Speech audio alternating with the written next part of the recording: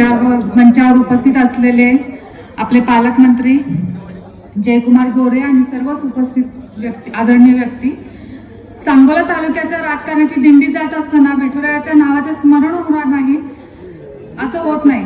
सांगोला तालुक्यातील राजकारणातील विठुराय असलेले डॉक्टर गणपतरावजी देशमुख यांना मी प्रथम अभिवादन करते। आबासाहेबांच्या परिस्पर्शाने पावन झालेली ही 30 मंडळी आहेत ज्यांनी 55+5 वर्ष शेतकरी कामगार पक्षाशी निष्ठा ठेवत सत्ता अबाधित ठेवली। शेतकरी कामगार पक्षाने माझ्यासारख्या मध्यमवर्गीय कुटुंबातील महिलेला संधी दिली। पक्षाने जी जी जबाबदारी दिली ती माझ्या कृतीप्रमाणे मी 100% योगदान देऊन प्रामाणिकपणे पार पाडली। माझ्यासारख्या राजकीय पार्श्वभूमी नसलेल्या महिलेच्या कामाची आणि पक्षनिष्ठेची आणि टोकाच्या संघर्षाची दखल सर्वांनी अग्रक्रमाने घ्यावी इतके बेफाम काम केले।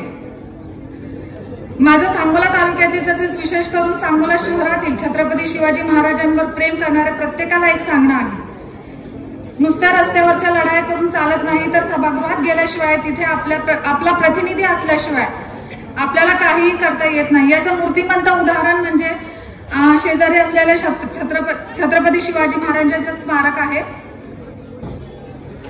छत्रपती शिवाजी महाराजांचा पुतळा आहे। साधारणपणे 90च्या दशकापासून भाकरे सरांच्या नेतृत्वात सुरू असलेला संघर्ष 2016ला आम्ही सभागृहात गेल्यावर संपला। मराठा समाजाला आरक्षणासाठी रस्त्यावर लढाई करताना जसे जरांगे पाटील गरजेचे आहेत तसे ते आरक्षण मिळवून देण्यासाठी सभागृहात विखे पाटील सुद्धा गरजेचे आहेत हे आपल्याला लक्षात घेतले पाहिजे।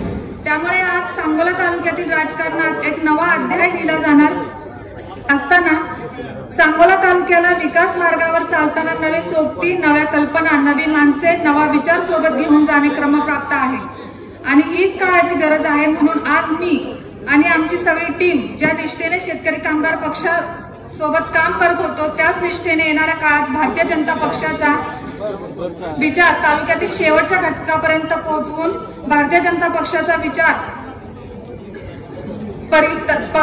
तसेच त्यांचा परिवार वाढवण्यासाठी दिलेली जबाबदारी समर्थपणे पार पाडू हा शब्द तुमच्या सर्वांच्या साक्षीने या विचार मंचावर उपस्थित असलेले सर्व भाजप कुटुंब प्रमुखांना देते आणि आपली रजा घेते। तसेच जो मान सन्मान आम्ही शेकाप पक्षामध्ये काम करत असताना ठेवला गेला तोच मान सन्मान असलेला आमच्यासारख्या नवागत आपल्याकडून ठेवला जाईल अशी आशा करते। जय हिंद महाराष्ट्र, जय हिंद, जय महाराष्ट्र। बीएन जनमत सबस्क्राइब करा, लाईक करा, शेअर करा।